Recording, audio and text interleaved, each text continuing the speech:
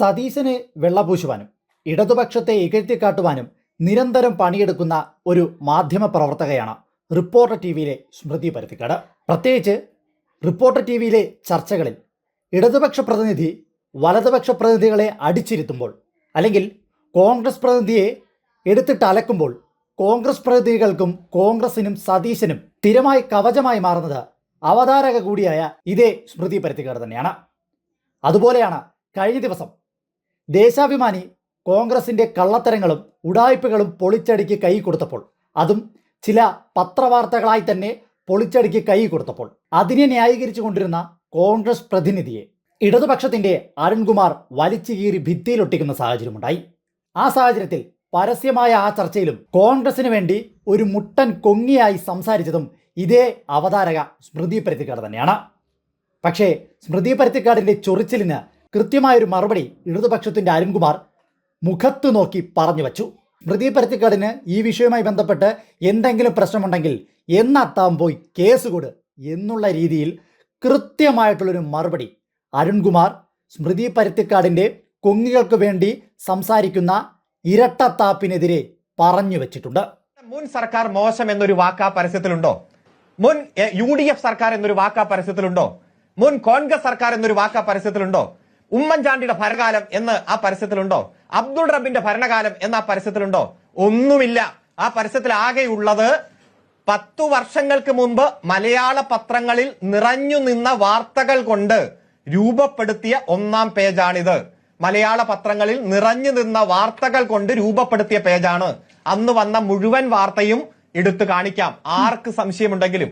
ഏത് പോലീസ് സ്റ്റേഷനിൽ കൊണ്ടുപോയി നിങ്ങൾ പരാതി കൊടുത്താലും, ഏത് കോടതിയിൽ ഇത് നിങ്ങൾ ചലഞ്ച് ചെയ്താലും, കോൺഗ്രസിനെ വെല്ലുവിളിക്കുന്നു, BJPയെ വെല്ലുവിളിക്കുന്നു, ഈ നാട്ടിലെ ആരെയും വെല്ലുവിളിക്കുന്നു. നിങ്ങൾ കൊണ്ടുപോയി കേസ് കൊടു, നിങ്ങൾ കൊണ്ടുപോയി കേസ് കൊടു.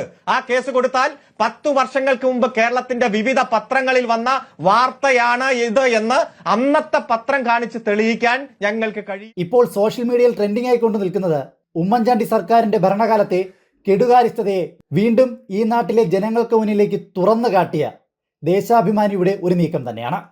ആ നീക്കത്തെക്കുറിച്ചുള്ള ചർച്ചയിലാണ് കഴിഞ്ഞ ദിവസം കോൺഗ്രസുകാർക്ക് വേണ്ടി വാദോരാതെ സ്മൃതീശൻ സംസാരിച്ചത്. പക്ഷേ എന്നാ പോയി താൻ കേസ് കൊട് എന്ന ഒറ്റ ഡയലോഗിൽ അരുൺകുമാർ സ്കോർ ചെയ്യുകയായിരുന്നു. അതുമാത്രമല്ല, സ്ഥിരമായി ചർച്ചകളിൽ വന്നിരുന്ന് ഇത്തരത്തിൽ ഇടതുപക്ഷത്തെ ഇകഴ്ത്തി കാണിച്ചുകൊണ്ട് കോൺഗ്രസുകാർ പൊക്കിയടിക്കുന്ന അവതാരക കൂടിയായ സ്മൃതി പരുത്തിക്കാടിനേറ്റ തിരിച്ചടി തന്നെയാണ് കഴിഞ്ഞ ദിവസത്തെ അരുൺകുമാറിന്റെ ഈ പ്രതികരണം. എന്തായാലും സ്മൃതി പരുത്തിക്കാടിന്റെ ഇരട്ടത്താപ്പിനെ നിഷ്പക്ഷ മാധ്യമ പ്രവർത്തകയാണെന്ന് പറഞ്ഞുകൊണ്ടിരുന്നിട്ട് സതീശനെ വെള്ളപൂശിക്കൊണ്ട് കോൺഗ്രസിന് വേണ്ടി പണിയെടുക്കുന്ന ഉഡായിപ്പ് മാധ്യമ പ്രവർത്തകയെ അരുൺകുമാർ ആ ചർച്ചയിൽ പൊളിച്ചടുക്കി വിട്ടിട്ടുണ്ട്. മുൻ സർക്കാർ മോശം എന്നൊരു വാക്ക് ആ പരസ്യത്തിലുണ്ടോ? മുൻ UDF സർക്കാർ എന്നൊരു വാക്ക് ആ പരസ്യത്തിലുണ്ടോ? മുൻ കോൺഗ്രസ് സർക്കാർ എന്നൊരു വാക്ക് ആ പരസ്യത്തിലുണ്ടോ? ഉമ്മൻചാണ്ടിയുടെ ഭരണകാലം എന്ന് ആ പരസ്യത്തിലുണ്ടോ? അബ്ദുൾ റബ്ബിന്റെ ഭരണകാലം എന്ന് ആ പരസ്യത്തിലുണ്ടോ? ഒന്നുമില്ല.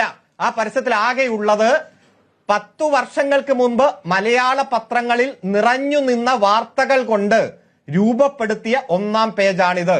മലയാള പത്രങ്ങളിൽ നിറഞ്ഞു നിന്ന വാർത്തകൾ കൊണ്ട് രൂപപ്പെടുത്തിയ പേജാണ്. അന്ന് വന്ന മുഴുവൻ വാർത്തയും എടുത്തു കാണിക്കാം, ആർക്ക് സംശയമുണ്ടെങ്കിലും. ഏത് പോലീസ് സ്റ്റേഷനിൽ കൊണ്ടുപോയി നിങ്ങൾ പരാതി കൊടുത്താലും, ഏത് കോടതിയിൽ ഇത് നിങ്ങൾ ചലഞ്ച് ചെയ്താലും, കോൺഗ്രസിനെ വെല്ലുവിളിക്കുന്നു, BJPയെ വെല്ലുവിളിക്കുന്നു, ഈ നാട്ടിലെ ആരെയും വെല്ലുവിളിക്കുന്നു.